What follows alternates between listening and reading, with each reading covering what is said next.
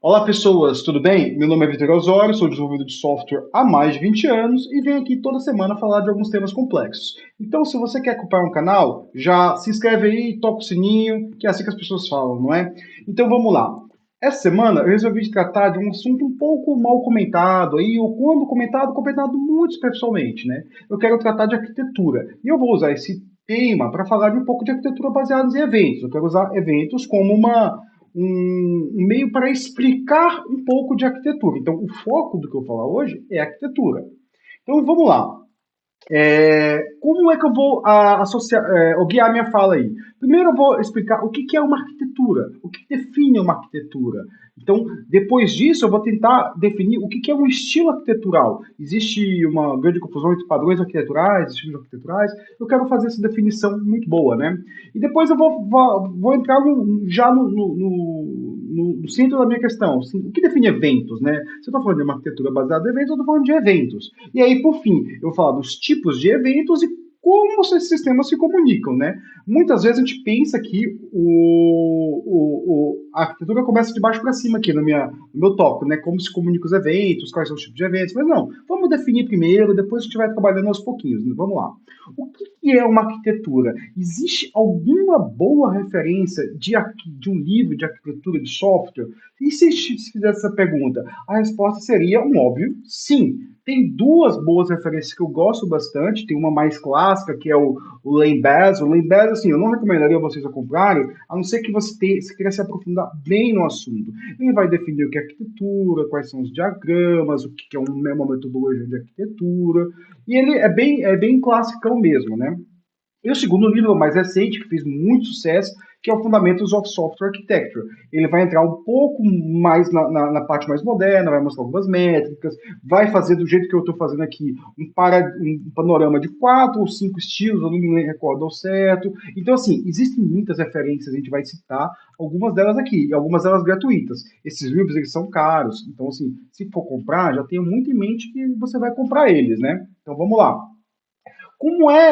Se eu fosse trazer uma referência, eu não vou naqueles livros não, até porque eu não estou com eles acessível, né? Eu vou tentar ir na tese de um cara chamado Roy Thomas Fielding. Quem que é Roy Thomas Fielding? É nada mais do que o cara que definiu o REST. Então, assim, nessa tese, ele define o que é uma arquitetura, ele define tudo que a gente vai trabalhar aqui. E ela é uma tese muito importante. Essa tese definiu o REST, que todo mundo usa. É provável que você esteja usando até agora mesmo que você não queira. Então vamos lá. Uma arquitetura de software é uma abstração dos elementos de tempo de execução de um sistema de software durante uma fase de sua operação. Um sistema pode ser composto por muitos níveis de abstração e muitas fases de operações, cada uma com sua própria arquitetura. Então, o que ele está falando aqui? A arquitetura é nada mais que uma abstração para dizer como aquele sistema funciona. Então, assim, eu quero especificar como os meus componentes se comunicam. Então, aqui tem um desenho arquitetural, né? Eu quero especificar como o meu sistema chega em produção. Eu tenho um desenho arquitetural do meu sistema de deployment, como é que funciona os testes, blá blá blá. Eu quero ver quais são qual é o fluxo do dado que até chegar em tal ponto, como os dados são processados. Eu tenho uma arquitetura. Então, todo desenho que ele representa uma abstração do software em execução, ele é uma arquitetura. Então, assim, uma arquitetura precisa seguir um padrão tal? Não, não precisa, né? Mostrando aqui que esse cara definiu o REST.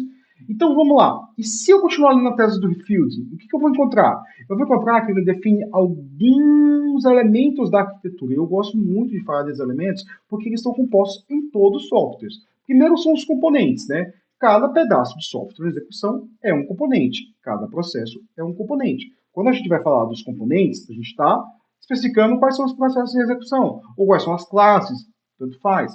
E depois ele vai trazer os conectores, que é quais são aqueles protocolos, o que liga os componentes. A tese do Fielding é focada em arquitetura de sistemas para a rede, para a internet, né?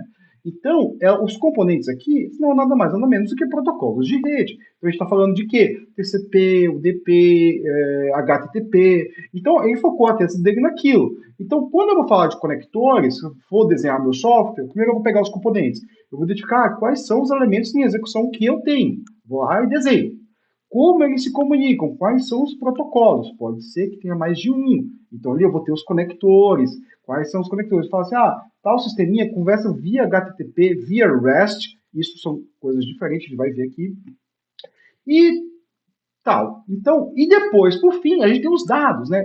Quais são os dados que existem na rede? Quais são os dados que trafegam na rede? Isso é muito importante, definir os tipos de dados. E a gente vai ver aqui nessa apresentaçãozinha simples, nessa palestrazinha simples. E aí, por fim, ele vai definir uma outra coisa que ele chama de estilos arquiteturais. O que é o estilo arquitetural? O estilo arquitetural são algumas restrições que ele coloca no software. É bom a gente definir que o software é livre. Você pode fazer o software como você bem entender. Só que ele não vai ter um estilo arquitetural nenhum. Ele vai ter uma arquitetura caótica. Ele vai estar do jeito que você quer. Agora, e se a gente definisse algumas restrições? Fala assim, não, esse software aqui só pode conversar com tal protocolo, ou tem que ser um conjunto desses dois protocolos, ou esse dado só se transmite por tal protocolo. Vamos ver aqui mais para frente, vamos continuar. Mas a arquitetura, quem a define? Isso é um ponto importante e tem muita confusão aqui. Muitas pessoas acham que o papel de arquiteto é necessário. E eu concordo em certa parte. Em alguns projetos, em alguns contextos, o papel de arquiteto é necessário. Mas existem vários tipos de arquiteto. E é muito interessante ver isso, porque, assim, nos vários contextos tem vários tipos de arquiteto. E tem 3 tipos de arquiteto aqui que eu vou falar deles, tentar citar eles rapidamente, para matar uma dúvida, né? A gente tem o arquiteto de software, de solução e o corporativo, caso você nunca tenha ouvido falar. Vamos lá. O que é cada um, né? O corporativo é um cara que está no nível do CTO. Ele pode ser o CTO, é a função do CTO. O que ele organiza? Ele organiza os processos e as informações. É o cara que vai olhar só para a empresa, vai olhar quais são os processos que tem. Ele é um arquiteto corporativo, ele está ligado à corporação, não ao software da corporação. E ele vai ter que definir algumas coisas do software. Vale lembrar que todas as empresas hoje praticamente são empresas de software, todas elas têm software. Então, o arquiteto corporativo, o CTO, ele tem que estar dando para isso. Quais são os softwares que eu uso? Quais são as informações que eu tenho? Quais são os inputs que eu tenho para olhar para a minha empresa e tentar melhorar a minha empresa, né?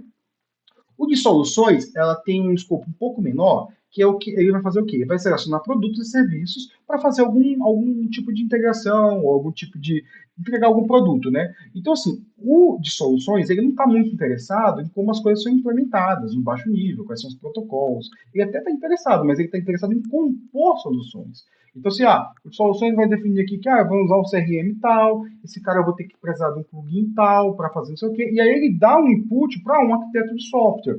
O arquiteto de software é aquele que vai definir os estilos arquiteturais. Ele vai entrar no baixo nível da implementação ou não. Pode ser que o time assuma essa responsabilidade.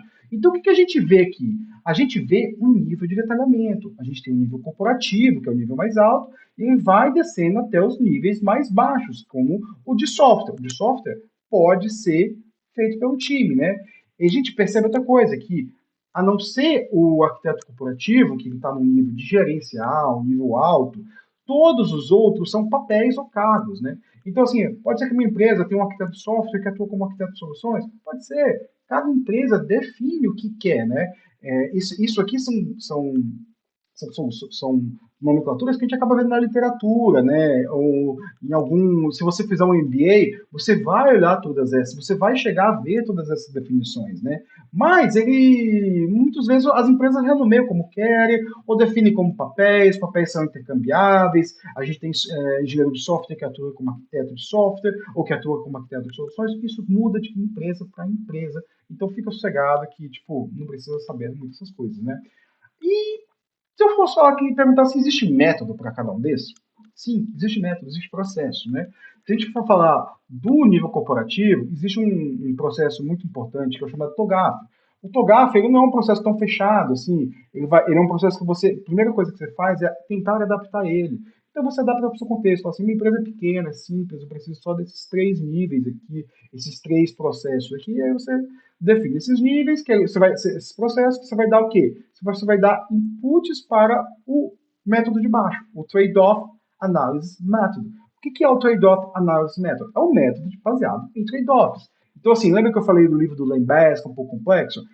Você não precisa comprar o livro, mas assim, procura Lane, Bass and Trade-off Analysis Method. Eu vou colocar o link aqui. Ele tem vários artigos na área onde ele define isso aí. Mas o que é resumidamente um Trade-off Analysis Method? Isso aí é basicamente o seguinte: você tem alguns requisitos de negócio. Eu falo assim, olha, minha requisição tem que ser respondida em até 50 milissegundos. E aí você tem que responder essas requisições. E o arquiteto de software ou o arquiteto de solução vai chegar vai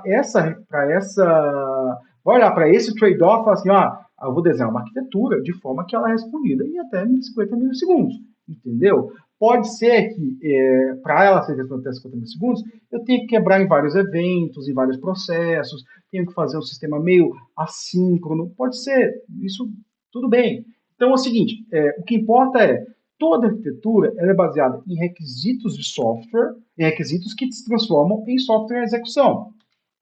Então, e se a gente parasse agora e perguntar, existem outras definições de arquitetura de software? Tem sim. Eu até recomendo vocês a ler no Engenharia de Software Moderna, no capítulo 7, tem um capítulo de arquitetura. O livro é gratuito, está na web, está aqui. Lá ele vai definir que a arquitetura trata das coisas importantes, seja lá o que for. Então é o seguinte, tudo que você estiver fazendo de arquitetura, que é uma coisa importante do seu software, é arquitetura. Então, assim, não importa se você escrever só frases soltas assim, como usuário, eu quero que meu sistema responda até 50 milissegundos. Não importa, isso é arquitetura, porque isso é importante, né?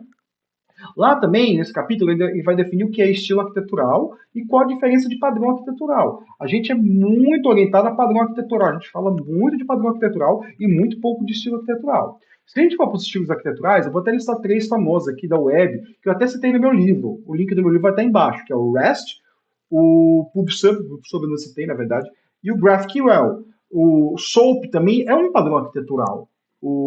Desculpa, um estilo arquitetural. E quais são os padrões arquiteturais? Os padrões arquiteturais, talvez você ouviu muito mais falar, que é o quê? Eu estou falando do MVC, eu estou falando da arquitetura em camadas, eu estou falando da arquitetura em hexagonal. Isso são padrões arquiteturais. Padrões arquiteturais estão focados em como o seu software está escrito. Estilos arquiteturais estão focados em como os componentes estão se comunicando. Então, para mim, essa é a grande diferença, né? Então, vamos lá. O que define um estilo arquitetural? Agora a gente vai entrar no estilo arquitetural e vamos perguntar o que define um, né? Vamos lembrar que o software é qualquer coisa que um time quer implementar. Ele pode implementar de forma livre, a partir das regras dele, né? Mas o software pode ter algumas restrições. Então eu coloco assim, esse software eu tenho que usar ORM. Sei lá, isso é uma restrição. Ou fala assim, eu tenho que usar uma base relacional. Isso é uma restrição. Ou fala o seguinte, eu tenho que usar REST. Isso é uma definição, né?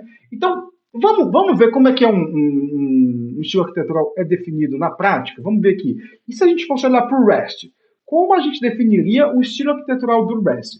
Se você for lá na tese do Fielding, aí você vai que nem eu, quando eu fui ler, eu imaginava que ele definiria como seriam as URLs, blá blá blá. Não definiu nada disso. O que ele define de REST? Ele tem que ser uma arquitetura de servidor. Então já tira o PubSub da frente. Ele tem que ser stateless. Isso aí já quebra metade das APIs REST que eu conheço. Metade das APIs REST que eu trabalhei, elas não são stateless. Algumas tinham que fazer login, blá blá. Então, assim, stateless é uma coisa que é importante. Elas têm que ter a possibilidade de ter cache. Isso é muito interessante, porque isso aí vai trabalhar direto. Por que o SOAP não é REST? Isso é uma coisa interessante. O SOAP não é REST porque quando ele bota no corpo da mensagem, ele tira a possibilidade de REST. Eu falei muito disso no meu livro. Depois, ela tem que ter uma interface uniforme. Isso aqui é descrito de forma genérica na tese dele. E é interessante que acabou-se depois chegando a um consenso do que seria REST de forma genérica. No meu livro tem até um interessante que tem uma categoria de tipo quais são os tipos de tokenzinho que a gente pode usar no path do REST. E depois ele pode ter um sistema em camadas. Não estou falando do padrão arquitetural em camadas. O sistema em camadas pode ser uma API que eu posso quebrar ela. Então, por exemplo, eu tenho aqui a API dos usuários, que cada usuário tem alguns componentes ali, tipo um usuário de empréstimos. Eu posso ter uma camada que só responde os usuários e outra camada que só responde ao que o objeto emprestado, no caso os livros. Então, assim, se eu boto barra usuário, barra o ID do usuário, barra livros emprestados, eu estou tentando pegar todos os livros emprestados do usuário.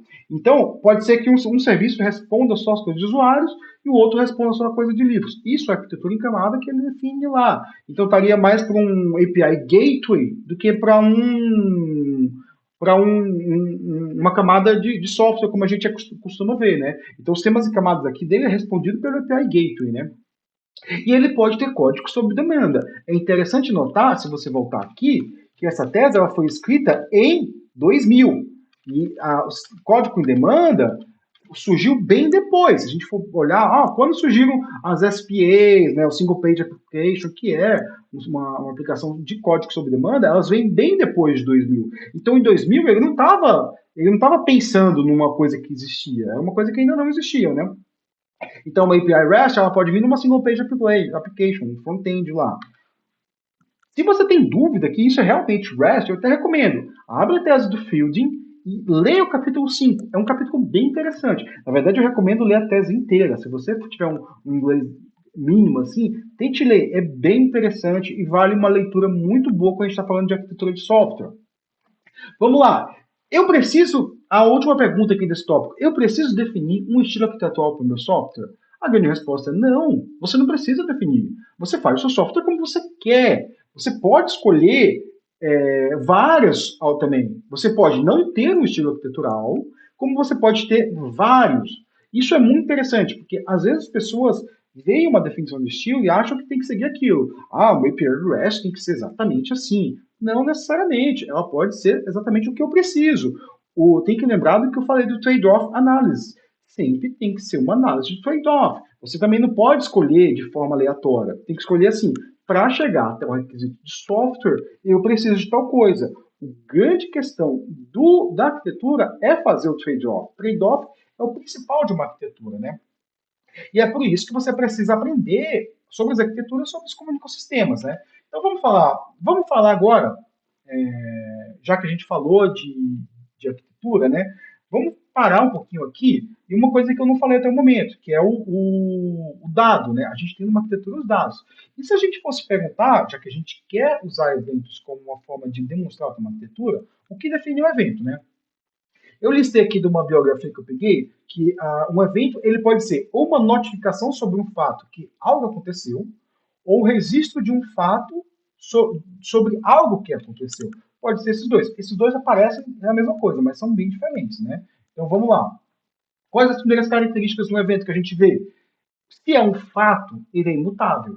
Tipo, se eu registrei a temperatura que está agora nesse momento, ela é imutável. Eu não posso dizer daqui a 2 anos que a temperatura mudou. Ou, se eu disse que um usuário foi criado, um usuário foi removido, esse é um fato, ele não pode ser mudado. Se ele foi criado por engano, talvez venha uma relação logo depois. Mas existiu o fato que ele foi criado, existiu o fato que ele foi removido. Eles são dados imutáveis e também são dados temporalmente indexados. Então, fatos, a gente já falou sobre isso, eles acontecem no tempo. Eventos, ele acontece no tempo. Então, é muito interessante porque os softwares orientados a eventos, eles precisam ser temporalmente indexados. Porque imagina assim, eu crio um usuário e depois eu deleto, se eu inverto a ordem dos eventos já não fazem mais sentido. Porque eu não posso deletar um usuário que não existe, e porque depois eu fico com um usuário ali que ele não existe, existindo para outros sistemas, né? E se a gente fosse pensar na forma de persistências do evento, ou na forma de transferência desse evento, seria interessante para uma arquitetura orientada aos eventos? Eu preciso pensar nisso quando eu estou falando de evento? A resposta é que esse dado é insignificante. Então, assim, qual a forma que eu vou guardar meu evento? É insignificante. Eu posso fazer meu software orientado ao evento sem pensar nisso ao primeiro momento. Isso pode ser que eu precise pensar nisso depois. Mas, assim, eu vou ter um evento mesmo que eu não defina como ele é armazenado. Eu vou ter uma mesmo que eu não defina como ele é transferido, né? Então isso é muito interessante. E tem também outro ponto interessante aqui. Se você olhar, eu botei fato maiúsculo. O que é um fato? Um fato é uma questão do domínio. Então, eventos são fatos do domínio que acontecem. Se eu estou falando de uma biblioteca, é empréstimo de livro, é compra de livro. Esses são os eventos que acontecem. Esses são os eventos que mudam o status do nosso sistema. posso ter um monolito ali. Então, por exemplo, a persistência pode não ser importante, a forma de transferência pode não ser importante, sendo um monolito, né? Então, vamos lá. E quais são os tipos de sistemas orientados a eventos, né, que a gente tem? Isso aqui é muito pouco falado mesmo. Assim, todos esses tipos existem, né? A gente tem a arquitetura Event Driven, a arquitetura Event Sorcerer, o Data Stream Processing e o Time Series Data. São 4 tipos de eventos distintos. Eu vou tentar explicar ele resumidamente aqui. Então vamos lá, vamos começar com o primeiro aqui. O que é uma arquitetura orientada a eventos, ou uma arquitetura Event Driven? Essa arquitetura Event Drive são sistemas que se comunicam através de notificações. Então, observe o seguinte, eles se comunicam através de notificações, mas eles não só se comunicam através de notificações. Então, assim, um novo sistema vai notificar o outro através de notificações. Então, posso ter um Kafka, posso ter um Rabbit, posso ter um banco de dados, ali posso ter o que for, posso ter um sistema de cache, posso ter o que for. Esses sistemas vão se comunicar através de troca de eventos. É tudo que eu falei. Por isso que eu falei que a forma de persistência não é importante. O evento ele pode ser efêmero, tipo, nunca salvo em lugar nenhum. Eu mando o evento, quem leu, leu, quem não leu, não leu. E esses sistemas vão precisar de uma forma alternativa de comunicação. Por quê? Porque podem existir outros meios. Pode ser que uma API está comunicando outra de um evento, mas uma API pode usar outra. Pode ser que eu tenha um evento lá de usuário criado, e aí para acessar esse usuário ela tem que acessar outro sistema. Beleza. E o que é o Event Sorcerer? O Event Sorcerer é um pouco diferente. São eventos que são sistemas em que o evento são uma forma exclusiva de informação. Então, assim, são eventos que eles são sistemas que só consomem eventos, né? E esses eventos ainda vai ter uma restrição maior. Eles têm que ser ordenados globalmente. Então, por exemplo, eu estou falando do quê? De uma conta de banco. Tipo, um banco, ele vai ter pode ser que seja um evento, eu não sei como funcionam os bancos por dentro, né? Mas assim, ele pode ser que seja um event source, algo que seja ordenado globalmente. E aí, para eu saber se houve uma fraude ou não, eu posso olhar essa sequência de eventos, né? Então, esses sistemas que não só se comunicam através de eventos, mas são eventos globalmente ordenados, né? E esses eventos, eles podem ser transformados num stream de eventos. Então, se eu for ler lá com as definições de Event Source, eu vou ver que eles são ordenados globalmente, beleza? E o Data Stream Processing? O Data Stream Processing parece muito com o Event Source. Por muito tempo eu acreditei que eram até os mesmos tipos de evento. Mas tem uma coisinha diferente ali. Esses eventos do Event Source, eles não precisam ser ordenados globalmente. Observe aqui que eu só fiz tirar a restrição. Ou seja, eu estou adicionando uma restrição. E esses aqui, o Data Stream Processing, eles podem ser agrupados por uma janela de tempo.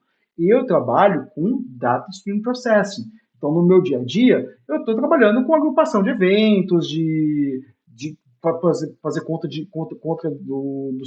da sua rede de telefonia. Então, tem muita agrupação de eventos, correlação de eventos através do tempo. Então, evento que chegou hoje e o que chegou ontem, eu posso correlacionar eles, dependendo de alguma regra. Então, eles são transformados em stream de eventos também, mas eles podem ser agrupados, eles podem ser particionados, diferentemente do Data Source. E por fim, o Time Series Data. O Time Series Data ele é um pouco diferente. É muito engraçado que às vezes eu estou lendo um artigo e a pessoa propõe alguma coisa lá como, eu posso descartar eventos. Nos outros tipos de sistemas, eu não posso descartar eventos. Então a gente já sabe aqui que a pessoa está falando de um Time Series Events, porque são eventos que eu posso descartar. Mas o que são Time Series Events?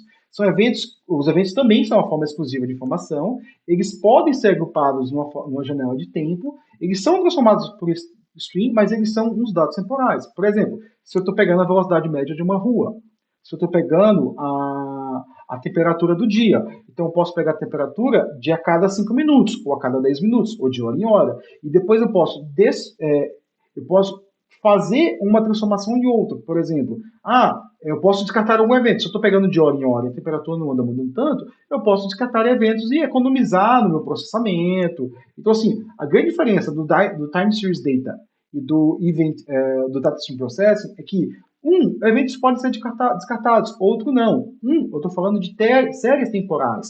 No outro, eu estou falando de fatos que aconteceram no sistema. São diferentes por quê? Porque são fatos que eles são temporalmente controláveis. Por exemplo, A temperatura não vai mudar de 0 a 100 em meio segundo, a não ser que esteja em condições extremas. Mas eu vou ter um usuário criado imediatamente, né? Então, assim, você tem uma diferença, uns são eventos discretos e os outros não são discretos. Time series, data, não são eventos discretos, são eventos analógicos, a velocidade, a temperatura, sensores. E tem até bancos de dados especializados em time series. Então vamos lá. Eu poderia até ficar horas e horas falando de como esses eventos se comunicam, mas ele não é tão importante. Então defini os conectores em dois tipos aqui, que é até um pouco sobre o que eu estou estudando no meu mestrado, que são os Message Oriented Middleware, que eu vou ter o Kafka, o RabbitMQ, e o cliente-servidor, que eu vou ter o HTTP, eu tenho o REST, o GraphQL, o gRCP e o RCP, que eu vou ter o SOAP, que também é HTTP também, e o gRCP. Então, eu botei esse aqui, isso aqui não leva como final, não, é mais como uma forma de mostrar os tipos de sistemas que existem. Né? Então, se eu posso agrupar esse tipo de conectores por tipo. Então, eu posso ter, por exemplo, uma interface HTTP, uma interface Kafka, uma interface RabbitMQ. Eu posso compor esses estilos de conectores. Né? Eu posso ter um gRCP, posso ter um REST também, eu posso compor. Então, assim, a arquitetura é muito sobre compor o sistema com aqueles padrões que a gente conhece. Eu não vou me alongar muito em como esses sistemas se comunicam, porque não é o foco do que eu estou falando aqui, né? Então, o foco do que eu estava falando aqui é a gente tentar definir o que é uma arquitetura, como é que a gente desenha ela. Se eu fosse tentar resumir isso claramente, eu teria que falar o seguinte: a arquitetura a gente vai falar de componentes, conectores e dados. Vê que eu fiquei falando para definir o que são eventos, sistemas orientados a eventos, eu só falei dos dados. Eu não falei dos conectores. Eu gastei menos de 5 minutos nos conectores. Por quê? Porque eles não são realmente importantes nesse momento. Né? Eles vão ser importantes se eu quero algum trade-off, que aí eu vou ter que olhar para o Kafka, vou ter que olhar para o RabbitMQ, ver quais são as diferenças dos dois, qual é o momento de olhar os dois. Isso é muito trade-off de análise. Então, assim, a arquitetura é um tema bem complexo, que às vezes não pode ser revelado assim, a meros padrões a seguir. Tudo é trade-off. Então, assim, se você tivesse que ficar com uma frase, tudo é trade-off. Obrigado e dúvidas, entre em contato comigo.